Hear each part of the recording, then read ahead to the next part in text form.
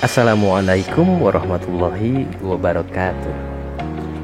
Sampurasun wilujeng tepang deui dina pangajaran basa Sunda. Dina danget ieu baris diguar ngeunaan materi warta. Aya anu kantos kadangu naon nu disebut warta? Tah, nanging satajana hayu urang sami-sami tinggal heula naon nu janten kompetensi dasarna. Kompetensi dasar dina pangajaran bahasa Sunda dibagi dua. Kahiji aya widang pangaweruh atau napi pengetahuan pakalina sareng teori nya. Nu kadua na widang kamampu atau napi praktek. Naon udah widang pangaweruh nyaeta hidup biasa ngaidentifikasi struktur teks jeung aspek kebahasaan teks warta atau napi berita eta pangaweruhna. Sedengkeun anu widang kamampuna nyaeta hidup kedah tiasa ngaekspresikeun atau napi meraktekeun teks warta kalayan merhatikeun irama atau napi tempo lajeng artikulasi lentong dina kalimat.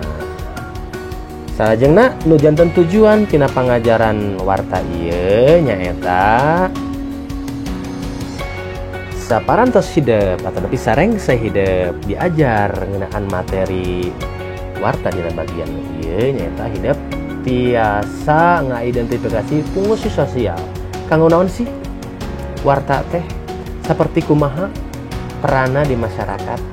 Nah, salajengna sareanti fungsi sosial hideup oge kedah kuninga ngeunaan struktur janten komposisina di jerona naon wae nya bagian-bagian dina warta teh naon wae kantenan kedah ngartos kana kabahasaan nu aya dina teks warta teu kakantun.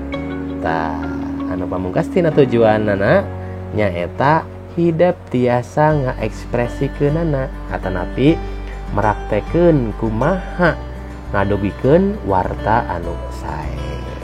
Tah eta kompetensi dasar sinareng tujuan pangajaran warta. Mangga ayeuna urang teraskeun, urang kawitan materi wartana. Nanging sateacana hayu urang tonton heula nu kumaha sih sarasana warta teh. Yo, wilujeng daregetkeun.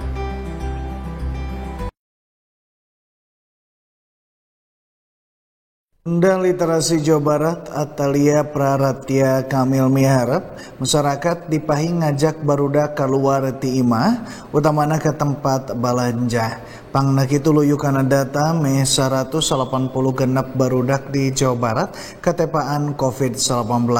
Atalia ge meredi warga anu boga budak salawasan nitenan tumuwuhna barudak kalawan sabar tur ngawewegan kaparigal barudak salila narumpi di imah.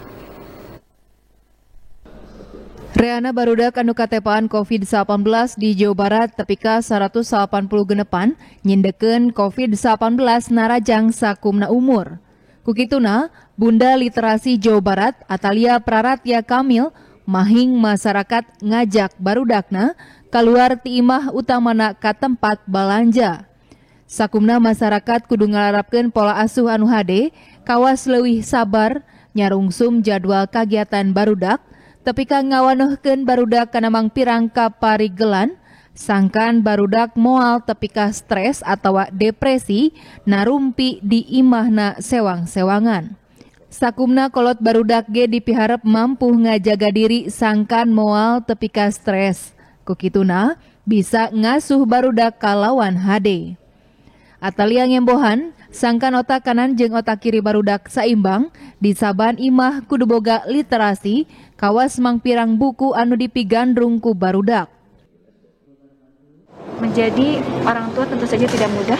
Di masa seperti ini mereka pun memiliki banyak masalah, apakah dari sisi ekonomi sangat turun drastis begitu, ataukah dari sisi pekerjaan atau juga dari sisi mungkin kejenuhan juga sama bagi para orang tua, sehingga penting sekali bagi para orang tua juga untuk memanage emosi masing-masing. Bagaimana kemudian menjadikan rumah itu menjadi tempat bernaung seluruh keluarga dengan segala kebaikan-kebaikan itu yang perlu didorong. Nah, kalau saat ini banyak orang tua yang stres, anak-anak yang stres begitu ya, karena mungkin 3 bulan kok begini terus gitu, bosan dan lain-lain. Justru yang perlu digali adalah bagaimana menumbuhkan kreativitas dalam keluarga. Jadi orang tua selain mereka belajar bagaimana mengontrol emosi, mereka juga harus memperkenalkan anak-anak kepada berbagai macam keterampilan di dalam keluarga. Samalah warga digeing sangkan salawasna ngalarapkeun kebiasaan anu hade ka barudakna kawas ngonsumsi kaolahan anu hade gizina, olahraga, tepika kukumbah leungeun make sabun samemeh dahar, sangkan barudak sayaga keur nyorang mangpirang kagiatan di luareun imah, satu tas lelewek di sabudeureun imahna jadi zona hijau. Budi Hartati, Bandung TV. Tah, eta anu disebut warta teh. Jadi warta teh naon atuh? Upami ningali sapertos kitu. Nya dina bahasa Indonesia mah disebut berita. Wangunan warta atanapi definisina, warta teh nyaeta hiji katerangan atawa beja ngeunaan hiji kajadian atawa hiji hal anu ditepikeun ka balarea ngaliwatan media, boh media cetak atanapi media elektronik. Tah, warta teh dina aslina nama didugikeun ngalangkungan lisan. Nanging dasarna tina tulisan. Jadi di damel heula dina wangun tulisan, lajang didugikeun dina wangun lisan. Teras nu kumaha atuh hiji hal atanapi kajadian nu tiasa didugikeun teh? Margi teu sadayana hal atanapi kajadian tiasa didugikeun atanapi dijantenkeun warta. Nu kumaha atuh anu tiasa teh? Nu kieu ye. Syarat hal atanapi kajadian anu bade didamel janten warta nu kahiji eta kajadian dianggap penting pikeun dipikanyaho ku balarea. Janten tina sejumlahing hal atanapi kajadian kedah di bolak-balik lah diolah dipertimbangkeun nu mana nu dianggap penting pikeun dipikanyaho ku masyarakat atanapi ku balarea. Salajengna ieu kajadian teh tiasa nyumponan atanapi ngajawab ka panasaran balarea. Gitu. Janten uyan deui. Warta anu tiasa didugikeun ka masyarakat nu kahiji eta warta teh dianggap penting pisan ku masyarakat. Nu kadua eta warta teh bisa nyumponan atanapi informasi-informasi di lebatna teh tiasa nyumponan kana kapanasaran masyarakat atanapi balarea. Tah patali sinareng eusi warta anu tos kawentar dipikawanoh ku sararea biasana sok disebat 5W hiji H. Eta teh dicandak tina bahasa Inggris, istilah bahasa Inggris. 5W hiji H. Berarti aya 5 kecap anu dimimitian ku huruf W sareng ku H-na aya hiji. W nu kahiji nyaeta wu. Wu teh nyaeta hartosna teh saha. Berarti dina warta teh kedah ngajelaskeun atanapi ngagambarkeun ngadugikeun ngeunaan saha. Hiji halna teh saha.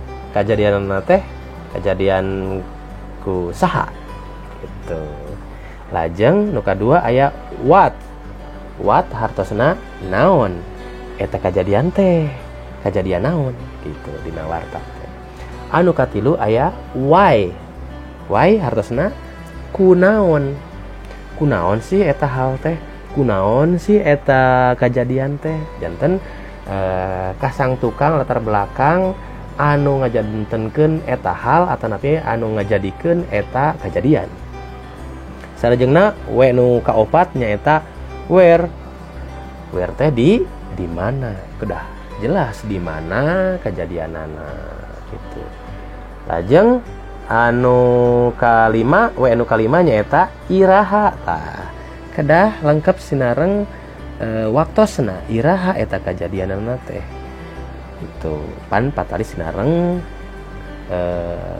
dinten atanapi suasana atanapi tanggal iraha kejadianana ya. Sarengkeun anu ha nyaeta how teh kumaha sih kejadianana teh runtuyan kejadianana teh sapertos kumaha mimitina gitu. Tah eta komposisi anu aya dina warta. Kumaha strukturna nya tiasa tina we nu kahiji heula, tina tiasa oge tina wen heula, tiasa tina iraha heula gitu. Janten teu matok gitu dina komposisi nama. Dina basa Sunda lamun aya istilah U5W hiji H eta teh tiasa di basa Sundakeun, disingkat basa Sunda ge. Pan dina bahasa Inggris nama 5W hiji H. Sedangkan dina bahasa Sunda aya deui istilahna nyaeta kuku saidin. Naon kuku saidin teh? Kumaha, kunaon, saha, di mana, iraha, jeung naon. Tah gitu. Eta nu kalebet kana komposisi atanapi struktur warta. Sedangkan upama ditingali tina adeganana nya tina bagianana warta teh dibagi dua. Nu kahiji aya nu disebat puhu warta, nu kadua aya nu disebat eusi warta. Bagian puhu warta biasana sok ngeberehkeun atanapi ngadugikeun inti warta. Pokok-pokok tina sagemblengna tina seutuhnya eusi warta. Salajengna dina bagian eusi biasana sok ngawincik. Nyaeta ngawincik ngeunaan keterangan tina inti warta anu aya dina bagian puhu warta. Nu matak upama hideuk hoyong terang langsung kana eusi warta kantun dibaca we intina atanapi puhu warta. Biasana puhu warta ayana dina paragraf anu awal atanapi paragraf anu munggaran anu kahiji nya dina warta teh. Tah eta komposisi nu aya dina warta. Sedangkan kumaha upami urang bade ngadamel warta? Ya, ngadamel warta teh kedah hati-hati. Kurang sebab di Indonesia khususnya parantos aya nu disebat kode etik jurnalistik. Naon kode etik jurnalistik teh nyaeta anu ngutamakeun kana asas praduga tak bersalah alias henteu nyanyahoanan, hati-hati gitu. Ngadamelna henteu sembarangan. Tinang tos patali tadi sinareng syarat anu dirugikeun teh nu kahiji penting, nu kadua tiasa nyumponan kana panasaran. Kumaha atuh pemi kitu? Berarti nalika urang bade ngadamel warta, urang kedah mentingkeun hiji eta warta kudu faktual. Naon faktual teh? Faktual teh nyaeta dumasar kana fakta henteu ngarang-ngarang. Kedah aya faktana. Boh fakta hasil panalungtikan, boh fakta hasil keterangan narasumber gitu. Atanapi fakta anu hasil naon kajian sumber-sumber tina literasi atanapi tina tulisan. Atanapi tiasa wae informasina tina bentuk audio visualnya gitu. Nu kadua Nah, syarat ngadamel warta nu kadua kedah aktual. Naon aktual teh haneut keneh mun bisa mah sabiwir hiji tadi teh keur ngajawab ka panasaran. Jadi kusabab masyarakat seueur anu panasaran kana eta hal nya ku urang didamel wartana nya eta kudu aktual atanapi haneut lagi ngetren nuju rame dicarioskeun sabiwir hiji. Janten upami dicindakeun nalika urang ngadamel warta teh nyaeta kedah objektif dumasar fakta teh tadi. Salajengna kudu netral nya tadi teh mentingkeun praduga tak bersalah, henteu mihak ka sasaha atanapi teu mihak ka salah sahiji atanapi mihak ka hiji golongan. Ogen teu kacampuran ku opini atawa sawangan ngan saukur perkiraan kitu, perkiraan hungkul. Tapi kedah dumasar kana fakta atanapi dumasar kana data objektif teh tadinya ya gitu panginten tah pengajaran warta mah ayeuna mah hideup mah urang tinggal deui we kumaha disebat warta teh patari sinareng tadi teh tujuan pembelajaran anu kahiji hideup kedah maham kana struktur tos dibikeun teras dina struktur panginten kedah maham kana eusina isi warta tah ayeuna mah urang tongton deui warta nya lajeng kudu diidentifikasi mana anu kalebat kana 5W hiji H atanapi buku Sayyidin teh anu tadi. Kitu panginten tina pangajaran dinten ayeuna mangga urang kerjakeun ayeuna mah ku hideup patarosan nu aya dina Google Form. Mangga sekian. Hatur nuhun kana paratosanana tepang deui dina status emut hideup ngeusian Google Form sami sareng ngabsen salajengna oge aya penilaian harian di dalamna kita tugas-tugas terstruktur nah identifikasi ngeunaan warta terhun kana para tasaranana assalamualaikum warahmatullahi wabarakatuh.